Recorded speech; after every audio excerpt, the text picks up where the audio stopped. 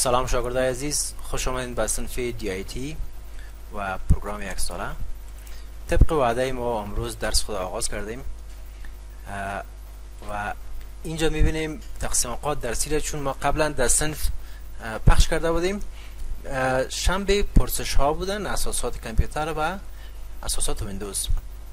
پیش از اینکه اساسات ویندوز رو شروع کنیم، اساسات کامپیوتر را باید بفهمیم که از کامپیوتر از کجا شروع شده، کامپیوتر یعنی چی و با تعقیبش باز ما و شما آستا میریم بالای اساسات ویندوز. خب در این قسمت ما گفتیم که کامپیوتر چیست. کلمه کامپیوتر از لغت لاتینی یعنی کامپیوت گرفته شده که به معنای حساب کردن است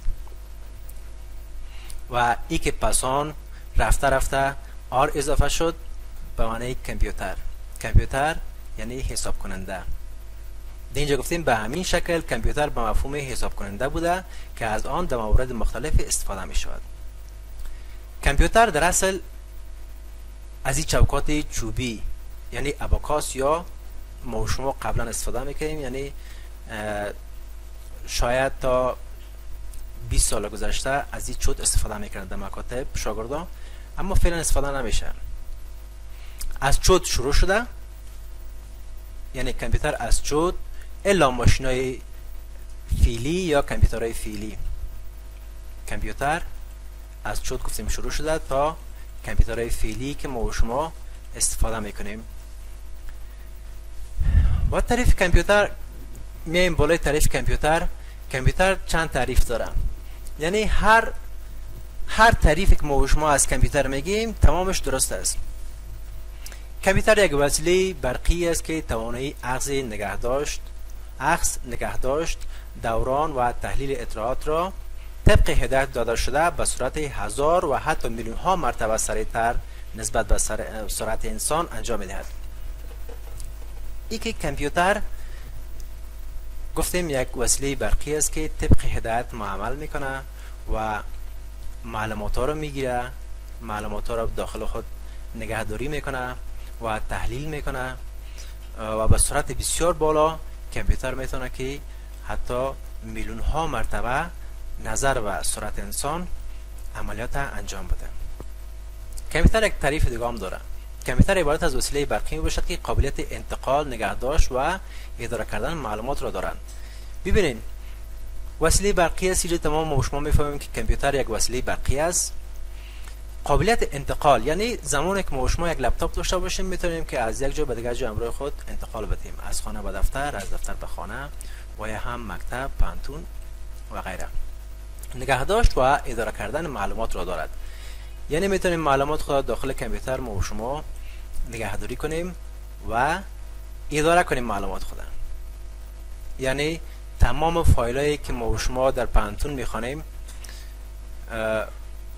تمام درسایی که داریم داخل کامپیوتر است و از این طریق میتونیم که اداره کنیم، باز کنیم، درس بخوانیم، پرینت کنیم، ارسال کنیم. به همین شکل کامپیوتر این توانایی را داره.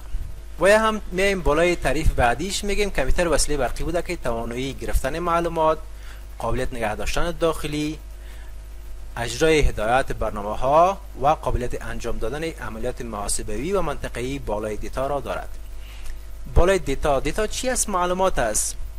یعنی ما و شما زمانی که بالای معلومات میریم، منظورش از معلومات چی است؟ در این قسمت فرض مثال مایکروسافت اکسل، محاسباتی که ما و شما داریم بالای مایکروسافت اکسل انجام میدیم و این محاسبه را توسط کامپیوتر بسیار با سرعت بالا و در وقت کم انجام داده میتونیم. در این قسمت تعریف کامپیوتر چند نقطه را در این قسمت واضح تر میسازه. کامپیوتر یک ماشین الکترونیکی است، قبلا ما شما گفتیم. کامپیوتر هر نوع معلومات اولیه‌ای که قابلیت تبدیل شدن به اطلاعات رقمی یا دیجیتال را داشته باشد قبول و اجرا میکنند.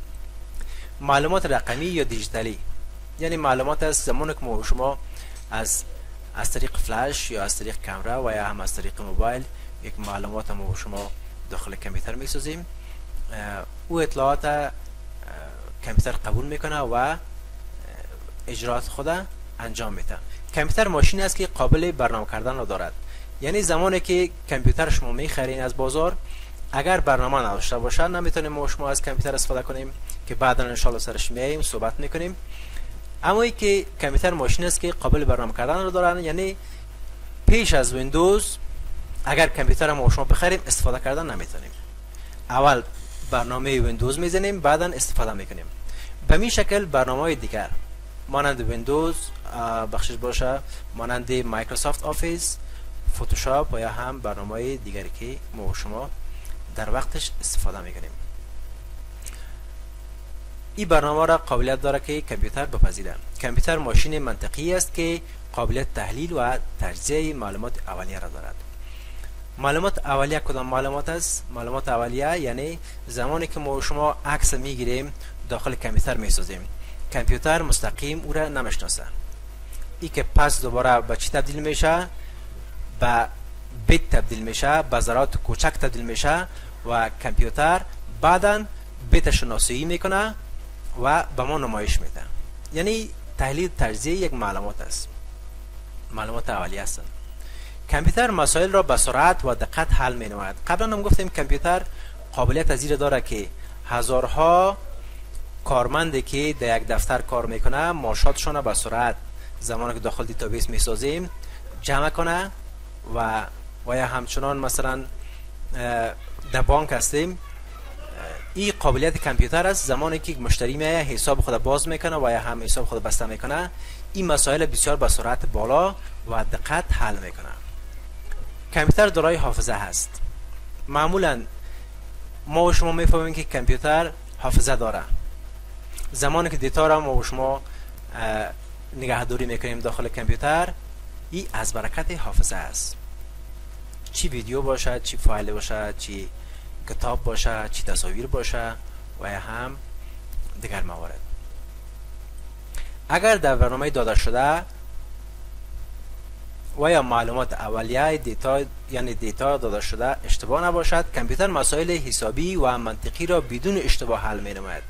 یعنی زمانی که معلومات اولیه را ما شما داخل کامپیوتر می سازیم یا مواد خام میگیم ما، کامپیوتر او را بدون اشتباه خیلی منطقی حل می سازه، بسیار با سرعت بالا.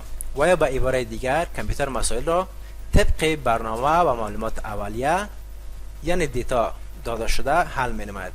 هر دیتا یا هر حسابی که به کامپیوتر میتیم طبق مو حسابی کامپیوتر حل می سازه. کامپیوتر معمولا از 3 بخش ساخته شده. ببینید دوستا، معمولا از 3 بخش ساخته شده، اما زیادتری از دوستای ما شاید شنیده باشه که نرم افزار و سخت افزار از 2 قسمت ساخته شده، ولی نه. سخت افزار، نرم افزار و لخت افزار است. از 3 بخش عمده است که انشالله در سم بعدی درباره نرم افزار، سخت افزار و لخت افزار بحث میکنیم. تشکر از توجهتان. این بود درس امروز ما و شما.